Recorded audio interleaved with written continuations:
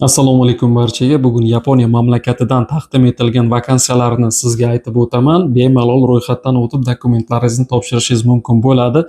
Buning uchun Yaponiya mamlakati haqida sizga qisqacha tushuntirish va ma'lumot aytib o'taman. Yaponiyada avtosanoat rivojlangan, erkaklar uchun qurilish va avtosanoat sohalarida ishlar ko'p, ayollar uchun esa qariyalarga qarash, tikuvchilik hamda mavsumiy qishloq xo'jaligi ishlarida ishlar bor. Bemalol mana shu aytib o'tgan vakansiyalarga dokument topshirib ro'yxatdan o'tib ketishingiz mumkin bo'ladi. Eslatib o'taman, hozir Yaponiya vakansiyalari haqida ma'lumot beraman. Til bilish talabiga keladigan bo'lsak, yapon tilini bilishingiz shart emas. Har qanday vakansiyada rus tili yoki ingliz tilidan suhbatdan o'tib ketsangiz bo'ladi va oylik maoshlari kimdir yapon tilini bilib ketsa, uniki sal yuqoriroq bo'ladi. Rus tili yoki ingliz tilidan suhbatdan o'tib ketganlarning oylik maoshi esa yapon tilini biladiganlarga nisbatan kamroq chiqadi. Nega? Chunki siz yapon tilini bilmaganligingiz uchun.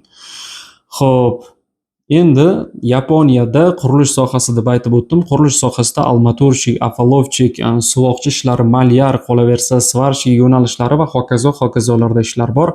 Vakansiyalarda o'zingiz bilib olasiz va avtozavodlarda mashinalarni ta'mirlash, bo'yash, mana shunaqa sohalarda ham ish bor va u yerda dunyo bo'yicha eng mashhur zavodlar joylashgan. Avtotransportlar bo'yicha birinchi o'rinda eng mashhuri bu Toyota, Nissan, Mazda va Honda avtozavodlari joylashgan. Mana shu zavodlarda ham ish o'rinlari taklif etib boriladi. Xo'p, erkaklar uchun ish o'rinlarini boshlayman va bu ish o'rinlarida hammasida haftada 6 kun ish, bir kunda 8 soat ishlaysiz. Yosh talabi bir xil, 18 yoshdan 35 yoshgacha. Qaysi qurilish sohasini o'qishimdan qat'iy nazar va yapon tilini bilish shart emas. Oylik maoshlari ham deyarli bir xil, faqatgina qurilish sohasida. Bu sohadan keyin esa sizga avtotransport sohasidagi ish o'rinlarini o'qib eshittiraman. Xo'p, keyin esa ayollarga o'tamiz ish o'rinlari bo'yicha. Xo'p, erkaklar uchun kara haydovchisi 175 ming yenadan 200 ming yenagacha bir kunda 8 soat ishlaysiz, bir haftada 6 kun ish bo'ladi. Yosh chegarasi 18 yoshdan 35 yoshgacha. Suhbat uchun yapon tilini bilishingiz shart emas. Xohlasangiz rus tilida, xohlasangiz ingliz tilida suhbat bo'ladi ish beruvchilar bilan birga. Xo'p, endi aytib o'taman, suhbat ikki xil bo'ladi: offline hamda online. Offline deganda bir stolda o'tirasiz, bu tomonida ish beruvchi, bu tomonida siz rus yoki ingliz tilida suhbat bo'ladi. Online deganda esa telefon orqali suhbat bo'ladi. Xuddi shu suhbat telefon orqali bo'ladi. Xo'p, keyingi ish o'rni apolovchiklar qurilish sohasida 175 ming 200 ming yena. Mana shu yerda 200 ming yenani dollarda qancha bo'ladi, so'mda qancha bo'ladi deb aytuvchilar bor. Hisoblab aytib o'tganim yaxshi, baribir 200 ming yena bir oylik maosh qurilish sohasida $1250 ni tashkil etadi. Xo'p, mana shuni esa sizga so'mda yozib ko'rsataman. Xo'p, 200 ming yena. 200 ming yena so'mda 15 million bo'ladi, dollarda esa $1250 ni tashkil etadi. O'zingiz mana hisoblab berdim. Ma'qul kelsa dokumentlaringizni topshirishingiz mumkin. Aytib o'tganimdek, til talabi rus tili va ingliz tili bo'lgani uchun oylik maoshingiz juda yuqori chiqmaydi. Xo'p, hozir sizga Migratsiya O'zbekiston rasmiy Telegram kanaliga qanday obuna bo'lishni ko'rsataman. Telefon orqali yozib olingan video ma'lumot. Xo'p, hozir plus Telegram, kimda Telegram bo'lsa, mana shu ilovaga kirib olish kerak. Mana shu ilovaga kirganingizdan so'ng bu yerda poisk tugmasini bosasiz, ya'ni o'zbekchada qidiruv, va mana shu yerda katta harflar bilan migratsiya deb yoziladi va bu yerda pastki chiziq O'zbekiston. Xo'p, yozganingizda O'zbekiston migratsiyasi kelib chiqadi. Mana shu migratsiya O'zbekiston rasmiy Telegram kanalining ustiga bosganingizda bu yerda ishchi vakansiya Germaniya bo'yicha va balki Janubiy Koreya, Kanada, boshqa davlatlar bo'yicha, Birlashgan Arab Amirliklari va dunyo bo'yicha 30 ta davlatga yaqin mamlakatlar ichidan ishchi vakansiyalar taqdim etiladi. Oylik maoshlar, ketish xarajatlari hammasi to'liq aytib o'tilgan. Mana shu bu yerda qoldirilgan havola orqali onlayn ro'yxatdan o'tish havolasiga kirib, ro'yxatdan bemalol o'tishingiz mumkin bo'ladi, agarda sizga qaysidir davlatdagi bo'sh ish o'rni va vakansiya ma'qul kelsa. Keyingi ish o'rni lesa tiklash, qurilish sohasi. Oylik maosh bir xil, $1250. 8 soat ish bir kunda, haftada 6 kun ish. Yosh talabi 18 yoshdan 35 yoshgacha.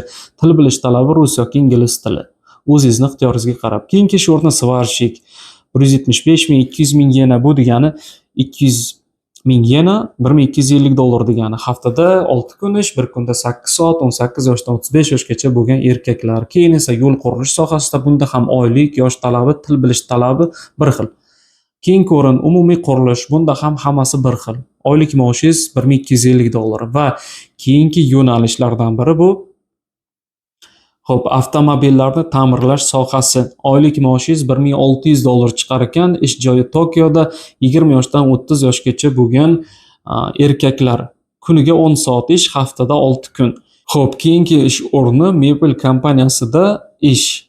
$1000 dan $1200 gacha oylik maosh, 18 yoshdan 30 yoshgacha bo'lgan erkaklar, ish tajribasi shart emas. Keyingi ish o'rnimiz bu kabel ishlab chiqarish zavodida $1000 dan $1200 gacha. Bunda ham 18 yoshdan 38 yoshgacha ekan, ish tajribasi shart emas, bemalol suhbatdan o'tsangiz bo'ladi. Ayollar uchun esa qariyalarga qarash sohasi, bunda ham $1200, yosh talabi 22 yoshdan 40 yoshgacha. Keyingi ish o'rnimiz tikuvchilik sohasi, bunda ham 20 yoshdan 35 yoshgacha ayollar qabul qilinadi. Oylik maoshingiz $1200 atrofida bo'ladi. Albatta yapon tili emas, rus yoki ingliz tili orqali suhbatdan o'tib ketishingiz mumkin.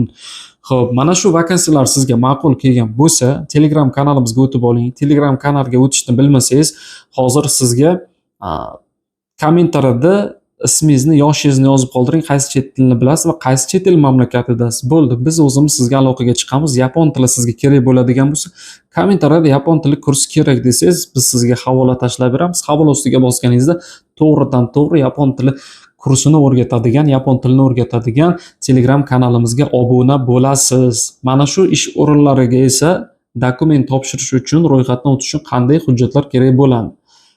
Hujjatlar kerak bo'lishi, birinchi o'rinda xorijga chiqish uchun pasport, ikkinchi o'rinda sudlanmaganlik haqida hujjat. Davlat xizmatlari markaziga fuqarolik pasportingizni olib borasiz. Sudlanmaganlik haqida hujjat kerak. Mana pasportim desangiz, o'sha 20 daqiqalarda chiqarib beradi eng uzog'i bilan. Keyingi dokument bu oxirgi tugatgan ta'lim turi bo'yicha hujjatingiz kerak bo'ladi. Kimdir maktabni tugatdingizmi, 11 yillik attestat, kollej, litseyni tugatganlar uchun diplom, universitet, institut, magistratura va undan yuqori ta'lim turini tugatganlar uchun diplom kerak bo'ladi. Bo'ldi. To'rtinchi eng kerak bo'ladigan dokument bu oddiy 3x4 ko'rinishda o'zingizni oq fonda tushgan suratingiz kerak bo'ladi. Bo'ldi, mana shu. Agar ixtiyoriy dokumentlar sizda yapon, rus yoki ingliz tilini bilish bo'yicha sertifikat bo'lsa, berasiz, ishga ketish talabingizni oshirib beradi, imkoniyatingizni ko'tarib beradi. Keyingi mana shu sohalar bo'yicha siz o'qigan bo'lsangiz, diplomingiz va ish tajribalaringiz bo'lsa, mana shu imkoniyatingizni ham oshirib beradi mana shu dokumentlaringiz. Keyingi ma'lumot, qaysi mamlakat bo'yicha, qaysi ish o'rinlarida bo'yicha bo'lishini xohlasangiz, kommentariyada izohlarda yozib qoldiring. Sizlar bilan dunyo davlatlari migratsiyasi bo'yicha ma'lumot beruvchi Asadbek Hasanov bo'ldi. Ko'rishguncha salomat bo'ling.